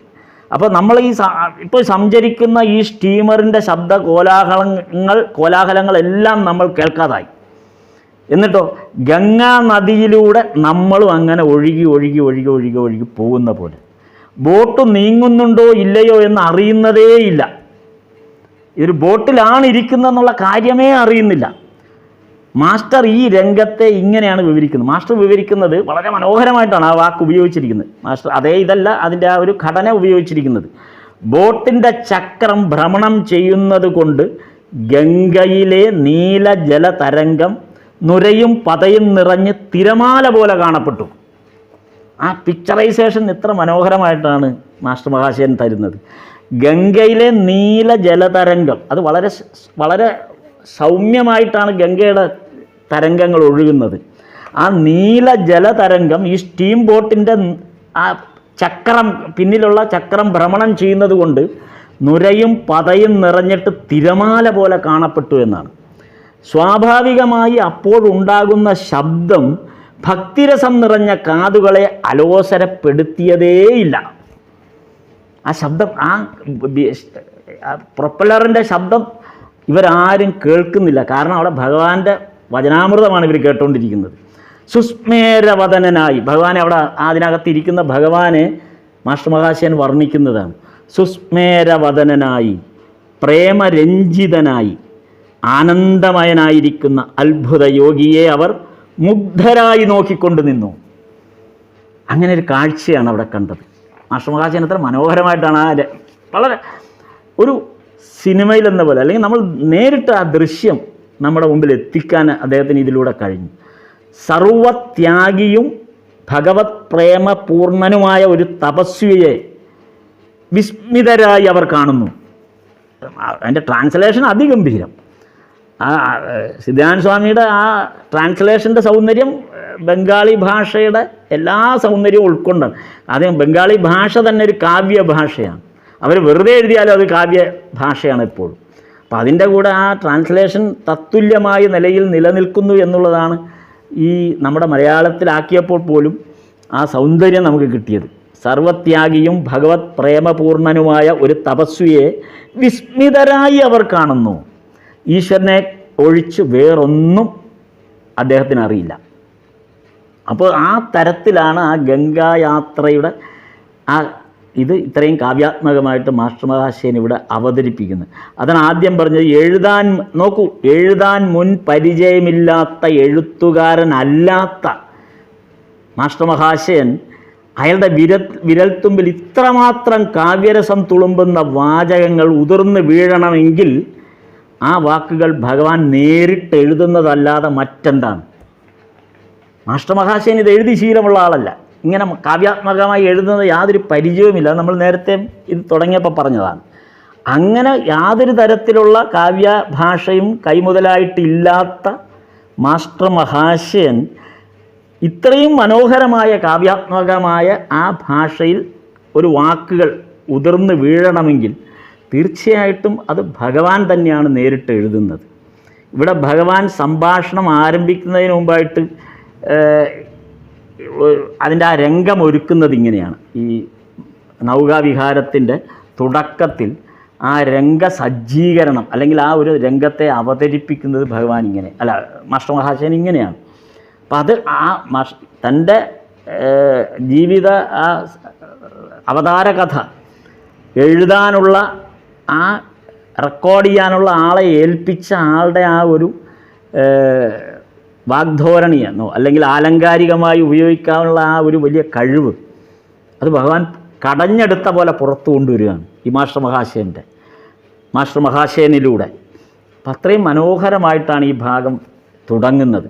അപ്പം ഈ ഒരു നൗകാവിഹാരത്തെ തന്നെ ഇനിയും വിശകലനമുണ്ട് ഇതിനകത്ത്. നല്ല രീതിയിൽ വിശകലനം ചെയ്യാൻ പറ്റുന്ന ഏറ്റവും മനോഹരമായ ഒരു ഭാഗമാണിത്. ഇത് വളരെ ഒരുപക്ഷെ വചനാമൃതത്തിൽ ഇത്രയും ദിവസം ഈ 18 ഈ 8 മാസം 8 മാസം പിന്നിട്ട് വരുന്ന ഈ ഘട്ടത്തിൽ മാസ്റ്റർ മഹാശയൻ എന്താണോ ആഗ്രഹിച്ച് ബോട്ട് യാത്ര കൊണ്ട് എന്താണോ മാസ്റ്റർ മഹാശയൻ ആഗ്രഹിച്ചത് അത് മുഴുവൻ കിട്ടുകയാണ് മാസ്റ്റർ മഹാശയൻ ഈ സന്ദർഭത്തിൽ. എന്താഗ്രഹിച്ചാണോ വന്നത്, എന്താഗ്രഹിച്ചാണോ ഇതിൽ കയറി ഈ രംഗം ദർശിക്കാനായിട്ട് മാസ്റ്റർ മഹാശയൻ ആഗ്രഹിച്ചത് അതതിൻ്റെ മുഴുവൻ സൗന്ദര്യത്തോടു കൂടിയും മാസ്റ്റർ മഹാശയൻ അനുഭവേദ്യമാകുന്നു എന്നുള്ളതാണ് ഇത്. അത് ഇത്രയും കാലം കഴിഞ്ഞ് അത് പകർത്തി എഴുതുമ്പോൾ അതിൻ്റെ ഒരല്പം പോലും, ആ നിമിഷത്തിൻ്റെ അല്പം പോലും ചോർന്നു പോകാതെ നമുക്ക് വേണ്ടി മാസ്റ്റർ മഹാശയൻ അത് എഴുതാൻ പറ്റി. അതാണ് ഇനി അതിൻ്റെ ഒരു ആഴത്തിലേക്കാണ് ഇനി നമുക്ക് പോകേണ്ടത്. അപ്പം അടുത്ത ദിവസം നമുക്കത് കുറേ കൂടെ ആഴത്തിൽ നമുക്ക് എന്താണ് മാസ്റ്റർ മഹാശയൻ ആ രംഗത്തെ എങ്ങനെ കൊഴുപ്പിച്ചു എന്നുള്ളത് കാണാം. ഇന്നിവിടെ നമുക്ക് ഈ നൗകായാത്രയുടെ തുടക്കം ഇങ്ങനെ അവസാനിപ്പിക്കാം. സ്ഥാപകായ ച ധർമ്മസ്യ സർവധർമ്മസ്വരൂപിണേ അവതാരവരിഷ്ഠായ രാമകൃഷ്ണായ തേ നമഃ. നമസ്തേ നമസ്തേ നമസ്തേ.